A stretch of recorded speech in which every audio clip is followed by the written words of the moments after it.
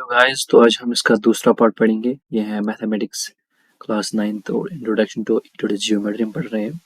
तो कुछ क्वेश्चन हमने पहले पार्ट में किए थे, तो अब कुछ क्वेश्चंस रह गए थे पहले एक्सरसाइज के, वो हम दूसरे एक्सरसाइज में पढ़ेंगे इस दूसरे लेक्चर में। तो सबसे पहला थर्ड क्वेश्चन है शायद ये। इसमें हमने इसको कुछ पोस्टलेट्स दिए गए हैं, वो कि given any two distinct points, ठीक है, A and B, there exist a third point C which is in between A and B में। ये हमें एक पोस्टलेट फिलहाल बता रहा है कि आप एक पॉइंट ले लो ए और दूसरा ले लो बी, डिस्टिंक्ट लेना है, बिल्कुल दूर दूर लेना है। एक ही एक ही पॉइंट हम कोइंसाइड नहीं कर सकते हैं, दूर दूर हमें कहीं भी कोई भी डिस्टेंस ले सकते हैं, ठीक है। तो मैंने इनको क्या किया, मैंने इनको ज्वाइन किया। तो ये रहा, बनाई मैंने एक लाइन। और उसके बाद क्या कह रहा है, देयर एग्जिस्ट ए पॉइंट, ठीक है, point C which is in between A. और बोल रहा है कि कोई एक पॉइंट, बिल्कुल ऑब्वियसली एक पॉइंट लाई कर सकता है इस लाइन के दरमियान, सी पॉइंट हमने एक रिप्रेजेंट कर दी। तो ये हो गया ए पार्ट इसका। और दूसरा कि there exist at least 3 points that are not on the same line. For example, अगर मैंने कोई यहाँ से 2 पॉइंट ले लिए, ठीक है, ये मैंने ए मान लिया और ये मैंने बी मान लिया, तो मैं इनको ज्वाइन करूंगा आपस में। ये मैंने ज्वाइन किया इनको। और कोई पॉइंट सी फॉर एग्जाम्पल मैंने यहाँ पे ले लिया, ठीक है। तो ये क्या बोल रहा है, there exist at least 3 points that are not on the same line. यानी ये बोल रहा है कि पहले में अगर हम 2 पॉइंट्स लेंगे, ठीक है, तो कोई सी पॉइंट हम उसी लाइन के बीच में अगर लेंगे, तो इसका मतलब है कि वो एक ही लाइन में लाई करेंगे। और यहाँ पे दूसरा जो बता रहा है वो कि 2 पॉइंट्स ठीक ले लिए हमने, और हम कोई C point outside the line, यानी जो लाइन में लाई नहीं करे, वो हम ले सकते हैं, यानी इस तरह भी हो सकता है। तो उसके बाद ये क्वेश्चन जो लास्ट में बताता है कि do these postulates contain any undefined terms, क्या इनमें कोई अनडिफाइंड टर्म्स हैं? यस, बिल्कुल हैं, क्योंकि हमारे पास पॉइंट जिस तरह है, या पॉइंट को हम डिफाइन नहीं कर सकते हैं, लाइन है, ठीक है। जो मैंने पहले लेक्चर में बताया कि कुछ टर्म ऐसे जो अनडिफाइंड है, जो कि हम इनको मानते हैं कि बेसिक टर्म्स हैं, इनसे हम बाकी टर्म्स हम डिफाइन कर सकते हैं। तो बिल्कुल इसमें बहुत सारी अनडिफाइंड टर्म्स हैं, जिस तरफ लाइन है, पॉइंट है, ठीक है। और आर दीज पोस्टलेट्स कंसिस्टेंट, बिल्कुल ये कंसिस्टेंट, क्योंकि इनमें एग्जाम्स फॉलो हो सकते हैं। इससे इससे पहले भी हमने एक एग्जाम पढ़ा था कि यानी 2 पॉइंट से एक डिस्ट्रिक्ट, एक यानी 2 पॉइंट से सिर्फ एक ही लाइन, यानी एक डिस्टिंक्ट लाइन पास हो सकती है, वही ये भी बता रहा है, ठीक है। तो इसका मतलब है इसमें एक दो एग्जाम्स आते हैं, तो pair of exams is known consistent. Do they follow from Euclid's postulate? नहीं, यूक्लिड्स पोस्टलेट ये फॉलो नहीं करा, बट यूक्लिड्स जो एग्जाम्स हैं उसके अकॉर्डिंग ये हम बता सकते हैं। बस इसमें इतना ही समझना था। तो उसके बाद हम फोर्थ क्वेश्चन पे जाएंगे, और फोर्थ क्वेश्चन हमें बता रहा है कि if a point C is between A and B, यानी हमारे पास एक लाइन है, ठीक है। तो मैंने यहाँ पे ए और बी के दरमियान मैंने एक लाइन ड्रा कर दी, ठीक है। तो ये हो गया ए और ये हो गया बी। तो क्या कह रहा है कि if a point C lies between points A and B, ठीक है, कोई पॉइंट हमें यहाँ पे इसके दरमियान लाई करता है, और इसका नाम मैं सी रखूंगा। और वहीं से बता रहा है कि ए सी, ठीक है, ए सी, ये और ये A C is equal to B C, ठीक है। यानी ये डिस्टेंस बराबर है इस डिस्टेंस के बराबर, ये और ये डिस्टेंस, यानी A to C is equal to B to C, ये बराबर है आपस में। हमें क्या करना है, प्रूव दैट, हमें प्रूव करना है कि A C is equal to one half of two, यानी A C is equal to one half of A B, ये हमें प्रूव करना है। तो बस हम फिगर को देखेंगे, ठीक है। तो सिंपल क्वेश्चन है, सिंपल इसमें कैलकुलेशन, और कुछ नहीं करना है। हम बोल सकते हैं कि क्या ए बी, या हाँ A B is equal to किसके बराबर लिख सकते हैं, ए सी प्लस बी सी। क्यों? क्योंकि कोइंसाइड कर रहे हैं, ठीक है। ये हमने पहले एग्जाम एक पढ़ा था कि जब पॉइंट्स कोइंसाइड करेंगे तो वो आपस में बराबर होते हैं। तो यहाँ पे ये पॉइंट्स कोइंसाइड करते हैं, तो इसलिए हम लिख सकते हैं A B is equal to A C plus B C, ठीक है। तो इसका मतलब हो गया A B is equal to A C, ठीक है। और हमें यहाँ पे बताया है कि ए सी जो है, A C is equal to B C, यानी ये डिस्टेंस इसके बराबर है। तो मैं यहाँ पे लिख सकता हूँ कि प्लस बी सी के बदले ए सी लिखूं, बिल्कुल लिख सकता हूँ, क्योंकि यह हमें ऑलरेडी क्वेश्चन में यहाँ पे मैं लिखूंगा गिवन है, ठीक है। क्वेश्चन में ऑलरेडी दिया गया, तो मैंने यहाँ पे यूज किया, बस और कुछ नहीं किया। उसके बाद ऊपर इसको मैं लिखूंगा, ठीक है। तो इसको मैं लिख सकता, ऐसे भी लिख सकता हूँ, A B is equal to twice A C, ठीक है, ए सी प्लस हो गया ट्वाइस ए सी। इसके बाद में लिख सकता हूँ दिस इंप्लाइज, ठीक है, ए बी बाई टू, ये यहाँ पे मल्टीपल, यहाँ तो डिवाइड आ गया, इज इक्वल टू ए सी।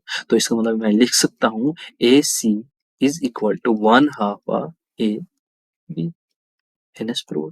इस तरह इसको प्रूव करना था। सही बात है, हो गया ये क्वेश्चन। तो उसके बाद हमारे पास फिफ्थ क्वेश्चन है, ये हमें बता रहा है कि इन पॉइंट इन क्वेश्चन 4, ठीक है, ऊपर जो दिया गया ऑलरेडी क्वेश्चन हमें 4 था, point C is called the mid point. जो पॉइंट सी था इसको हम मिड पॉइंट को कहते हैं, यानी मिड पॉइंट हम उस पॉइंट को कहते हैं एक लाइन में जो एक लाइन को बराबर यानी इक्वल इक्वल हाउस में तकसीम करें। फॉर एग्जाम्पल अगर मेरे पास ये एक लाइन है ए बी, मैं कोई भी पॉइंट यहाँ सी लूंगा, कोई भी क्या, अगर मैं वो पॉइंट लूंगा जो इसको बराबर इक्वल, यानी जितनी डिस्टेंस ए से सी तक है उतनी सी से बी तक है, तो हम कह सकते हैं कि जो ये सी पॉइंट है ये इसका क्या है, मिड पॉइंट है, यानी जहां पे एक लाइन का एग्जैक्टली डिवाइड हो। क्या is called a mid point of the line segment A B, prove that every line segment has one and only one mid point. हमें प्रूव करना है कि एक लाइन को, यानी एक लाइन हो तो उसका सिर्फ एक ही मिड पॉइंट हो सकता है, दो या उससे अलावा नहीं हो सकते हैं। अगर हम एक एजम्पशन हम मान ले कि चलो हमने लेते हैं कि इसके पास दो मिड पॉइंट्स हैं, ठीक है, हम मान लेते हैं कि इसके पास दो मिड पॉइंट्स हैं, मगर जो ही हम इसको क्या करेंगे, जो ही हम अकॉर्डिंग टू जो ऊपर हमने क्वेश्चन किया, यहाँ पे हमें बस एक ही जगह पॉइंट कोइंसाइड करते हैं, ठीक है, तो हमें यहाँ पे एक ही जगह पॉइंट को कोइंसाइड करते हैं, तो हम कह सकते हैं कि बस यहाँ पे सिर्फ अगर एक जगह पे पॉइंट कोइंसाइड करते हैं तो इसका मतलब है इसका सिर्फ एक ही मिड पॉइंट हो सकता है। जो हमने एजम्पशन की थी दो पॉइंट्स, वो नहीं हो सकता है, ठीक है। और ये हम देख भी सकते हैं कि हम अगर हमें लाइन को बिल्कुल बराबर 2 हावर्स में तकसीम करना है तो उसका मतलब है इसका एक ही मिड पॉइंट हो सकता है। ये बस ऐसी थ्योरेटिकल क्वेश्चन है, तो इसको ऐसे भी याद रख सकते हो। तो छठवां क्वेश्चन ये है, इसमें हमें दिया गया है कि फिगर दी गई है हमारे पास, और उस क्वेश्चन में बताया गया है कि A C is equal to B D. Figure हमारे पास ये है, ठीक है, और इसमें क्या कर रहा है कि ए सी, ठीक है, ये वाली ए से सी तक इज इक्वल टू है बी डी, यानी हम इसको लिखेंगे तो उसी से हम प्रूव इसको कर लेंगे। ये बोल रहा है कि A C is equal to B D, points हमको नजर आ रहे हैं, A C is equal to B D. तो हमें अब प्रूव करना है कि ए बी, ठीक है, जो हमें प्रूव करना है वो ये है कि A B is equal to C D, हमें प्रूव करना है, ठीक है।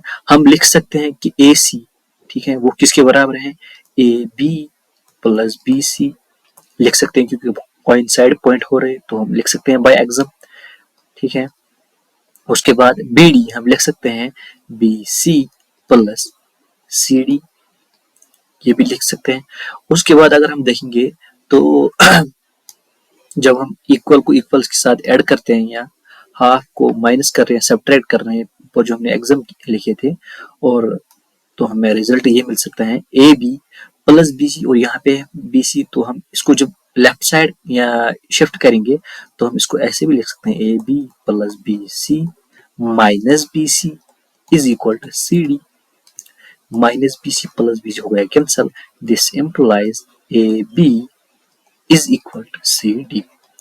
हेनस प्रूव, यही हमें प्रूव भी करना था, ठीक है, तो हमने इस तरह इसको प्रूव कर दिया। क्योंकि अब यहाँ पे जो हमने लिख लिया कि ये इसके बराबर है, ठीक है, यहाँ से हम जब इस स्टेप पे आए तो हमने इसलिए लिया क्योंकि पॉइंटर्स कोइंसाइड हो रहे हैं, ठीक है, जो हमने ऊपर एग्जाम यानी पहले लेक्चर में हमने पढ़ा है। उसके बाद हमारे पास लास्ट क्वेश्चन है इस एक्सरसाइज का, वो यह है कि why is exam 5 in the list of Euclid's exam considered a universal truth, ठीक है। और एग्जाम जो हमें यूक्लिड्स के एग्जाम दिए गए हैं उसमें जो फिफ्थ एग्जाम है उसको हम यूनिवर्सल ट्रूथ क्यों मान रहे हैं, ठीक है। जो एग्जाम फिफ्थ है यूक्लिड्स के वो है the whole is greater than the part. ये बोल रहा है कि जो होल है वो हमेशा बड़ा होता है एक हिस्से से, यानी फॉर एग्जाम्पल, जस्ट एग्जाम्पल कि अगर हमारे पास कोई भी हम लेंगे, कोई भी फ्रैक्शन लेंगे, जिस फॉर एग्जाम्पल मैंने अगर एक सर्कल ले लिया, ठीक है, तो फिर मैंने उसके बाद इसका कुछ हिस्सा ले लिया, ठीक है, तो मैंने इसका फॉर एग्जाम्पल एक सेमी सर्कल ले लिया, ठीक है, तो सेमी सर्कल मैं यहाँ पे ड्रा कर दूंगा, क्योंकि ये होल है, ये पूरा है और ये इसका एक पार्ट है, तो ऑब्वियसली अगर हम देखेंगे भी कि जो ये होल है, जो सारा है, ये बड़ा है, यानी ये बड़ा है as compare to its part से, तो हम तभी इसको कह सकते हैं कि यूनिवर्सल ट्रुथ है कि होल जो है वो हमेशा बड़ा होता है अपने किसी एक हिस्से से। ठीक है, तो देखते हैं बाकी जो रहता है वो नेक्स्ट लेक्चर में देखेंगे। Okay, thank you.